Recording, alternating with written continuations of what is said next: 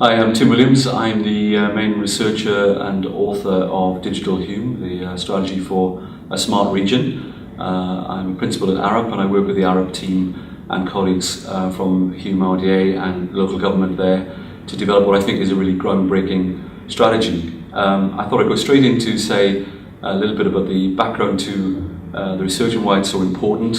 Remembering my own background here, like many people in the audience, is that I come from an economic development background. I come from a background that says, how can we try and bring new life, new investment to regional communities? I come from such a place in Wales, come from a mining background, so I'm very attuned to how we use new ideas, new interventions, new policies, new opportunities to try and bring economic life and renewal. So the digital is, I think, far too important to be left to the geeks.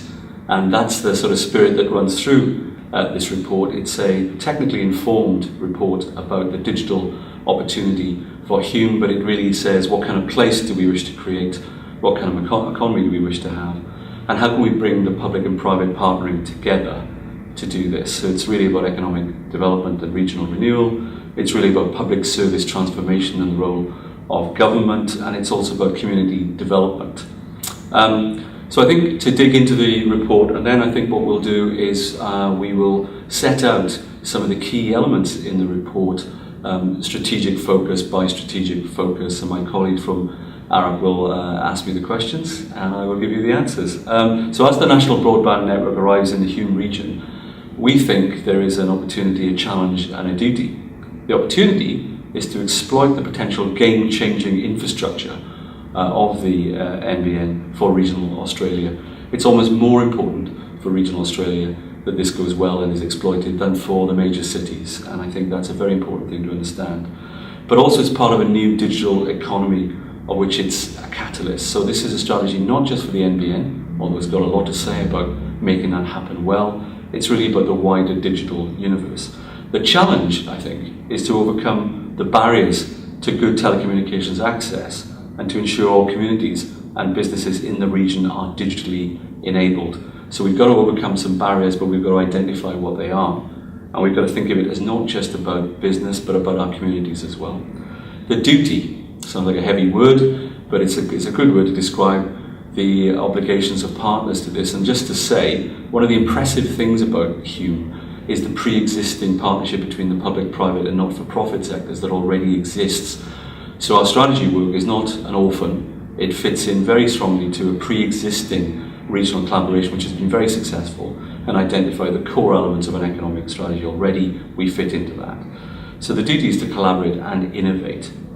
We think there's a compelling vision behind this which has been developed in the research with partners, which is for Hume region as a smart region, connected, digitally empowered and innovative, with communities and enterprises at ease in the digital economy, ready for all challenges.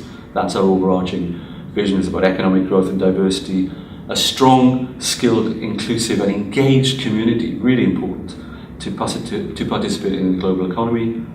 We want to transform public services. We want the area of the region to have a reputation as a connected, livable. We've already got a great reputation as a livable region and a desirable location to live. We want to attract new investment, new people, and not just treat changers, see changer, older people to retire, but younger people setting up businesses, entrepreneurial lifestyle choices, if you like. Our target, and this is really important, is to have all residents and businesses in the region online and confident with using digital technologies and open to opportunities in the digital economy, a fully networked community by 2017. There's a prize, I think, in Victoria and Australia generally to get as many of our people as possible online. For every 10% we increase the number of users, we will increase the wealth of the area by 1%. Usually you'd expect from a major research program, lots of desktop research, but also lots of workshopping with participants in the partnership throughout the region, public, private, not-for-profit, really exemplary kind of activity in which we got loads of ideas and also got a real sense in depth of the economic opportunities and challenges of the region and what people were innovating and what they were doing. So I think a really quite successful piece of research that gives a good firm basis to the propositions in the report. The opportunity is a big one, I think, but so is the challenge. The opportunity is to ensure internationally competitive broadband speeds and bandwidth are available in the region. Regions will begin to compete, as cities will do, on the capacity they have in terms of broadband. There's a lot of evidence that graduates, for example, won't move to areas that don't have sufficient access to internationally competitive broadband speeds. So it's really important. So the arrival of the NBN, I think, is a game-changing opportunity for the region, but also the continuing upgrade of mobile services. But we also need, and this is new in the report, this is really important, to identify existing fibre networks owned by public sector agencies that are underused. So there's quite a lot of emphasis on, has TAFE got a fibre network, has universities got a fibre network, has health and education, and can we get greater access to them? The challenge, there will be gaps in supply and unmet need. This is really important. So there's going to be a kind of digital divide that needs to be overcome because there's a 10-year rollout for the NBN. Therefore, not all areas will have access to NBN fibre offering 100 megabits per second. That is a very important fact. But also mobile and wireless services, though improving, may still leave some areas with black spots. We all know this in regional Australia. The satellite rollout will help, and wireless, it will kick in from 2015, but barriers remain to getting good mobile services. Actually, there's some help that can be brought by fibre. The strategy, to assist the NBN rollout but not wait for it, that's really important. And we've got to take actions now to fill the supply gaps. There will be supply gaps we have to fill. I'm very excited by this opportunity, but also I think there's a real challenge around this. We've got to upskill and benefit and engage all our communities in the digital era. We don't want to leave any community behind. So we need to raise awareness of the role of the NBN collectively, raise awareness of the strategy and the benefits of participating in the digital economy. There's a big awareness raising activity. We must ensure partners and all relevant agencies enable appropriate skills development. That is, the skills providers need to really get their act together to make sure that we can all access the digital economy. We need to improve public access to digital technologies, and we need to profile the region as collectively engaged in creating a digital future. What that means is sell the sizzle of Hume region being out there as leading on digital inclusion. The challenge, we don't leave any community behind. We've got to coordinate all partners, public, private, and not-for-profit. We've got to identify the key vulnerable target groups in the region. Are they the elderly? Is there an Indigenous challenge? Is it to do with people who are underskilled, people living in remote communities? There are challenges that need to be overcome in terms of digital inclusion. We've got to get the right support interventions out there, and we've got to ensure that all relevant organisations are participating so that the burden of getting everybody online is shared by all. The strategy, we need a real campaign of enthusiasm and engagement. We should all be digital champions to try and raise our community's involvement and awareness. I think we should set, we agree, a bold target for all in our community to be online by 2017, to be the first fully networked region in Australia effectively. I'm very excited by this part of the report, which I think is original and important, in that government, local government, state government have got a real opportunity to use digital media to transform how they serve the public, but also co-designing services with the public and leading to enhanced community engagement. And then that feeds back into the demand for more digital tools and media. So we think there's a real opportunity for services to be redesigned in the digital era. We want to increase use of digital technologies, that's the opportunity. And social media. We need to explore innovations such as teleworking and smart gathering of use of data. We need to identify and spread innovative best practice across the region. We need to explore opportunities. This is quite a challenge, I think, to involve residents more in service design and delivery, but the benefits are huge. We need to open up online access to key data. That's an open data policy we advocate. And we need to enable more efficient integration of emergency services on digital platforms. That is a hugely important part of the agenda. The challenge for public sector partners is to view high-speed broadband, not as an engineering project, but as an inspiration to review and change business models. It's really important. And become champions for digital innovation and online engagement. That, I think, is an enthusiasm shared by the partners to this project. So you need to create a virtuous circle between public sector digital innovation, upskilling of local communities and new opportunities for local business. This isn't just an agenda for the public sector, this is about creating new opportunities for SMEs in the region. We need to fill gaps in any resources, overcome resistance to change. There will be some people who just don't get this. encourage a culture of local engagement and the action and technologies to support it. And we need to adapt the strategy to diverse social and economic needs of a region with 4 distinct sub-regions. We're not advocating a one-size-fits-all approach. There are 4 separate sub-regions, and we need to make sure that we reflect our strategy reflects that reality. Fundamentally, we need to work collaboratively between the public sector and the local private sector and not-for-profit community organisations. We're all in this together is the point. The strategy stresses the importance of public service transformation and uses case studies to show how to achieve it in different sectors: health, education, local government services, transport, economic development and care of the elderly. These case studies will be available online from early next week. I think this is a key segment of the report, and certainly where the meat is for business, to the opportunity to enhance and learn from the success of existing innovative businesses in the region, of which there are many, to attract further sectors that are knowledge driven, because the knowledge economy is important for the region as much as other sectors, that we want smarter and green technologies as well, but also fundamentally to enable local businesses to find and form global markets and alliances from the region to the world by best-in-class public-private partnering. I think this is really important, that where the region could steal a march in other areas is to show really good collaboration between the public and private sectors around the digital economy, including collaborations between business, governments and TAFE and universities. Ensuring all business support activity is digitally informed.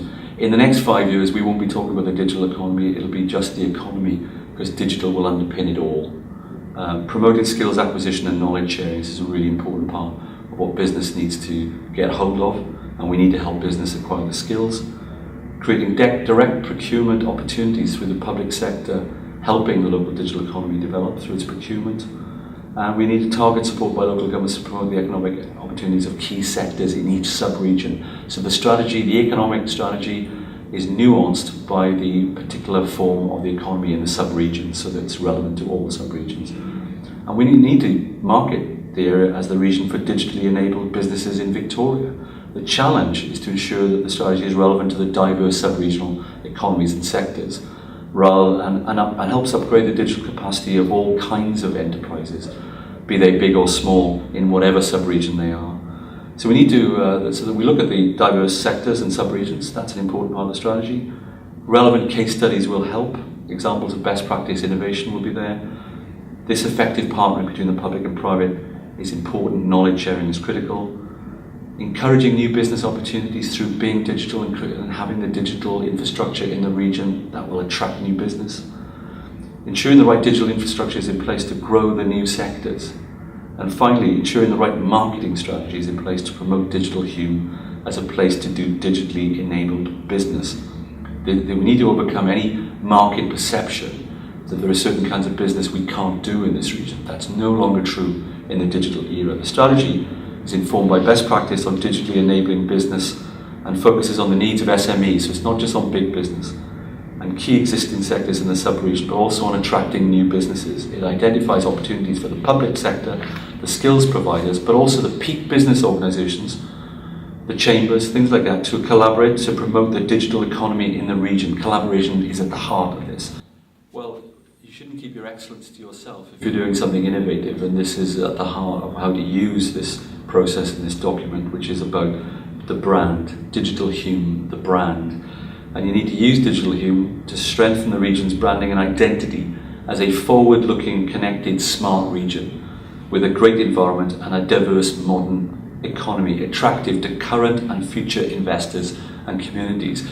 This is at the heart of marketing the area going forward, not just for inward investment, for people. In the modern world, regions compete not just for capital, but for talented people. You've got to create the infrastructure for them. The environment already exists and some of the companies already exist, so why not come to this connected smart region? This will be a very important part of the marketing of the region going forward. The challenge, we need to ensure that the upgrade of the region's digital assets and infrastructure is paralleled and reinforced by a coordinated marketing effort within the region to its communities and businesses and about the region to key external audiences. Just to be clear, so we need to market the strategy within the region to get our communities and businesses up to speed and engaged, but then use that to brand the region as a coordinated, collaborative region with a smart infrastructure, communities hungry to succeed in the knowledge economy era. You can do it, you've already begun. The strategy is to put Digital Hume at the centre of the marketing and branding of the region.